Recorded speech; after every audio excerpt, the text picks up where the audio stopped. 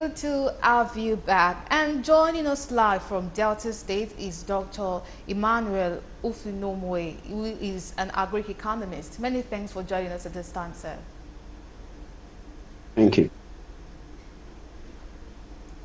So, moving on to the topic of the day, the act of the President Tinubu declaring state of emergency on food items. How do you receive that news, and do you feel is the step in the right direction for Nigerians at this time? Thank you. That's a good question. The policy of the federal government, the president, is a good one. But there are certain things that needed to be put in place before you come up with policies like this. I want to begin in the 50s, in the 60s, in the 70s, in the 80s. There were no food insecurity. How were we able to manage a situation that we have enough food and we could even export? It means that something went wrong along the line. I think we need to trace what went wrong.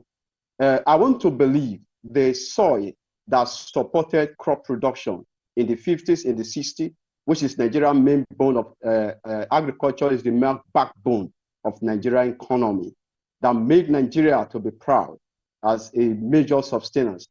Then what happened? Those soils are still there. They have not been removed. And those area of land that have been farmed, they are still there. What went wrong? Is it that the soil can no longer support crop production? Is it that the farmers complained that the soil is deficient in certain plant nutrient elements? Because the elements that support plant growth, nitrogen, phosphorus, potassium, calcium, magnesium, they are all over, they are still there. So what now happened?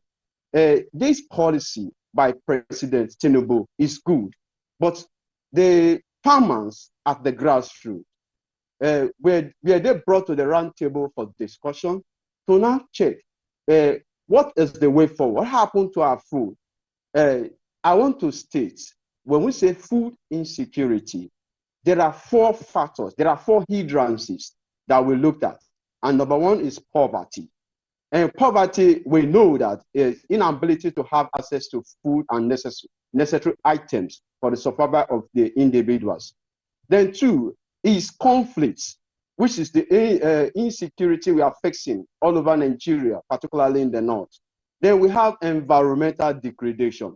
When we say environmental degradation, we have factors like erosion, desertification, encroaching in from the north and in areas. And I want to say also that even climate change, what is climate change? The where there is greenhouse gas coming in and will not allow the ray of sun to go back, making the environment warmer, it will affect our water bodies. It will affect every other sector. And those issues, there are four issues, but we are looking at just one of those issues, which is the insecurity, which we keep capitalizing on. It's good, but with that 1/4 arrest the situation that we have, which I doubt. Then again, talking about the use of fertilizers. Before a fertilizer can be used on our soil, the soil is a natural resources. There is need for adequate soil testing to accentuate. It's just like a child is sick. You take the child to the hospital. A good doctor will carry out a test to find out what is actually wrong with the child, what kind of sickness, what magnitude. But we are not doing that. And again, in agriculture, there is production, there is processing and storage. We have silos all over Nigeria, silos where we store our grains. What happened to them? They have been closed. And you cannot talk about storage. We don't have electricity, and you know that we don't have electricity.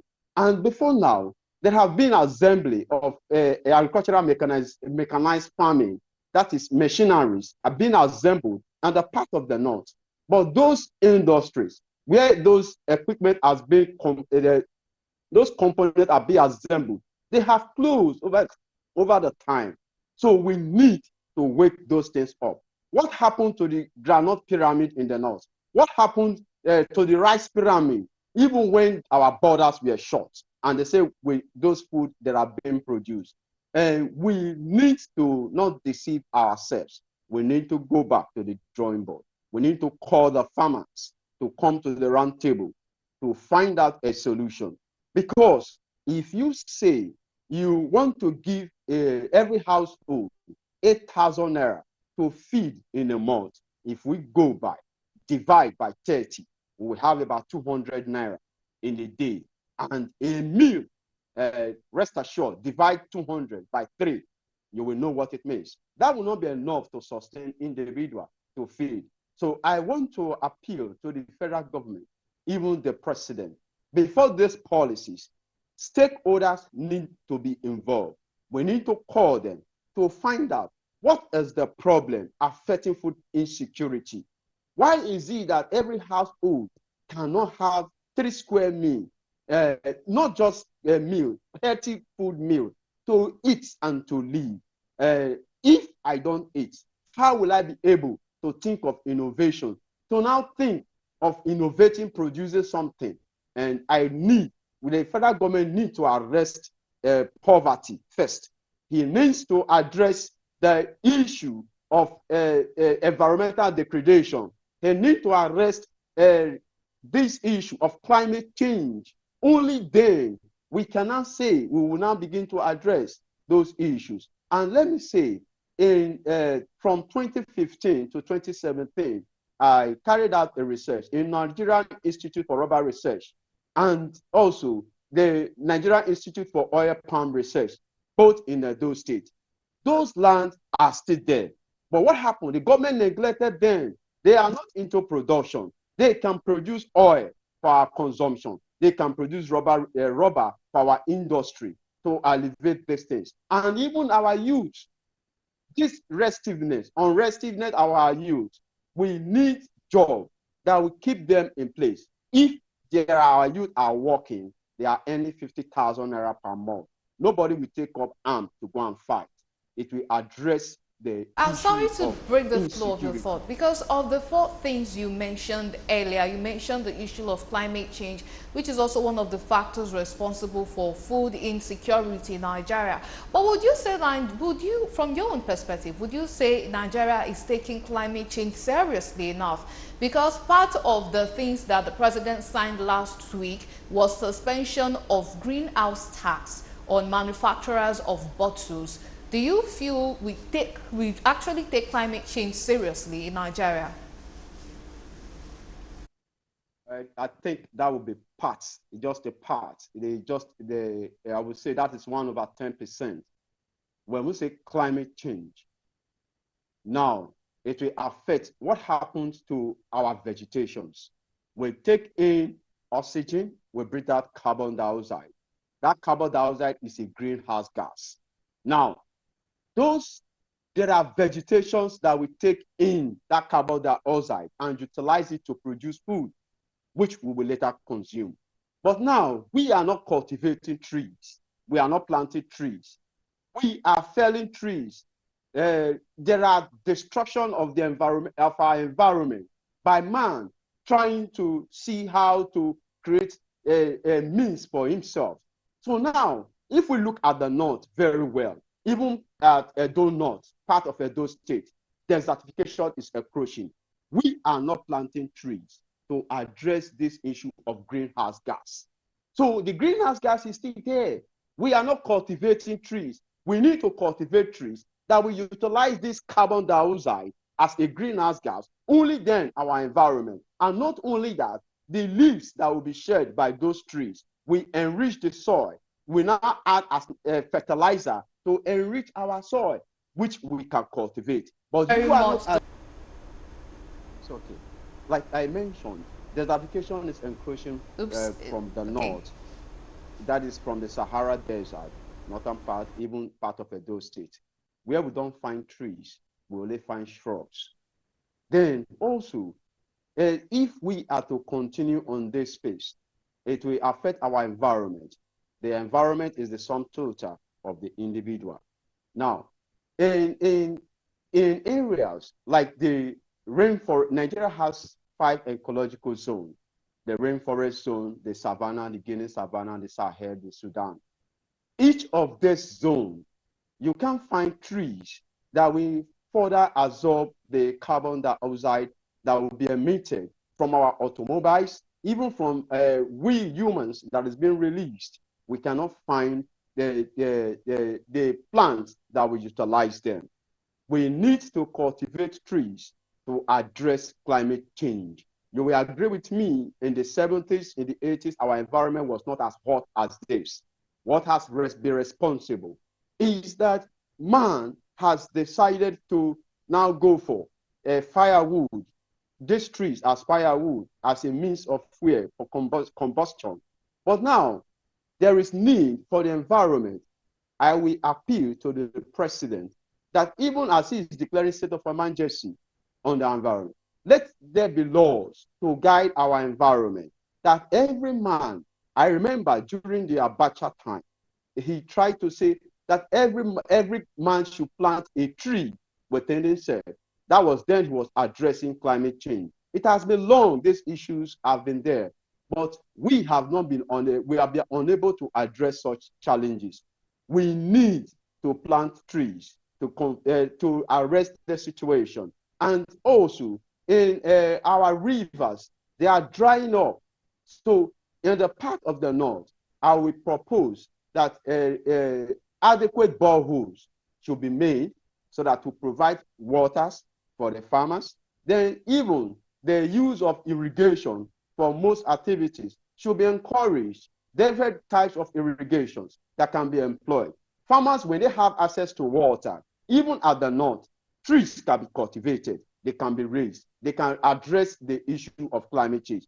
Until we get these four drivers of food insecurity, which is these four drivers that I've mentioned, poverty, conflict, environmental degradation, then climate change, then we will not go anywhere. We will just be beating around the bush. We will just be going around for one side. We need to address the issues. There are Ministry of Environment. Let them leave the office. Let them go to the field, because the cultivation and the rearing of crops and animals, they are in the field.